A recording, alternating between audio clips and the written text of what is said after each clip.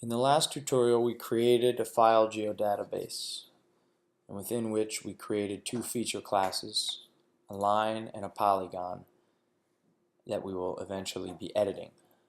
In this tutorial, we're going to learn how to streamline the editing process for a geodatabase by creating domain hierarchies. So domain hierarchy is controlled within the geodatabase itself. So if you right-click the geodatabase, one of the things we didn't explore last time was properties.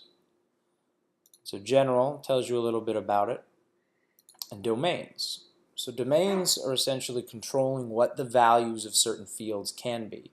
The reason we would use this is if we ever need to set up a drop-down menu in a geodatabase, a function that's not available in a shapefile. And the second is when we're editing this, if we want to create templates so that, for example, let's say we have to edit different land uses, or you're doing a shapefile in a park of 100 different kinds of trees. Rather than have to draw the tree outlines and then go back later and label them, you can actually draw different shapes, sizes, and colors depending on what the value or the type of the tree is. So it requires two things. The first is a domain name.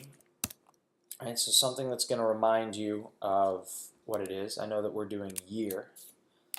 And I'm going to say year of acquisition. This will become clear exactly what we mean by this in a later tutorial. I'm going to ask you what type it is, right? So if I actually wanted the year to have like an integer as opposed to text, I could say it should be an integer. Domain type, it's a range, right? And the range, maybe I say the year can be between 1950 and 1970. So anyone who's populating this would only be able to populate 1950 to 1970. But that's not what I want to do. I actually want to make it a text. So text is a little different. Notice under domain type you see something called coded value. It should immediately link your eyes down here where you see coded values. So coded values, you give three codes. The year 1950, just to remind yourself. 1960, the year 1960. And 1970. At present, all you can do is apply, right? And so there is just a domain hierarchy which is in effect for the geodatabase. But we now need to apply it to the various fields, to the various feature classes. So if I click here on the polygon, notice if I click year, I've got this option for a domain. Now if I click on it, I can find year. So essentially what I've done here is I've said the domain or the values that are being controlled for year are that. I can only put 1950, 1960, or 1970.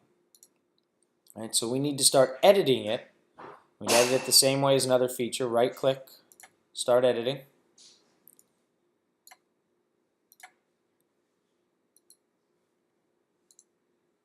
I'm going to open its attribute table to make this much more apparent. So I've opened it. I'm just going to start drawing a random feature in the middle of space nowhere here. And here null comes up initially, but notice my drop down menu. Right? The year 1950, the year 1960. Help you understand that the value you actually see is what you put in the description. Right? Now if I didn't like that, right? If I just wanted it to say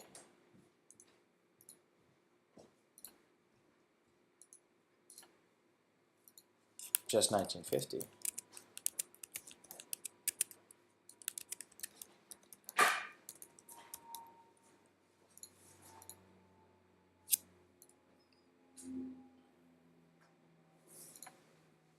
Start editing.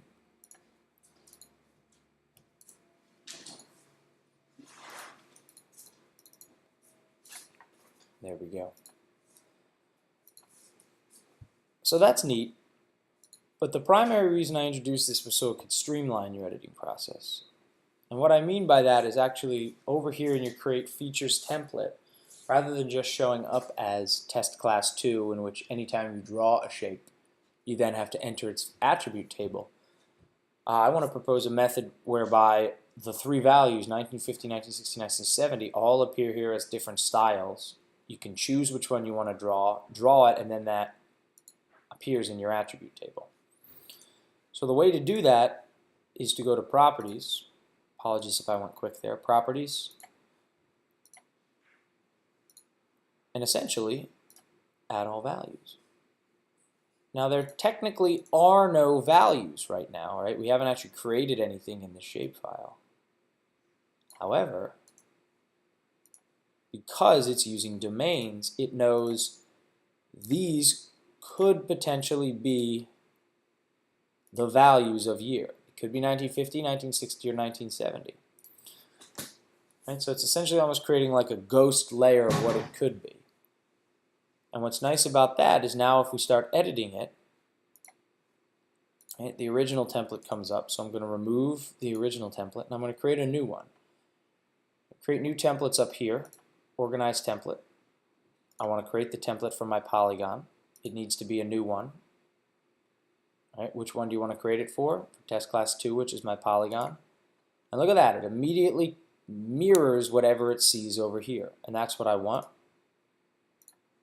So now I can click on 1950 and a purple shape draws. And if I open the attribute table, I can see that it populated itself with 1950.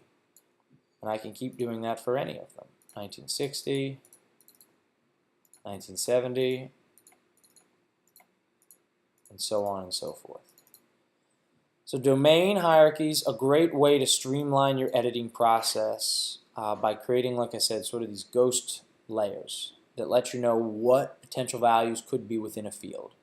Helps you make drop-down menus. And I can change this just as easily too if I need to, and it would change what's on the screen.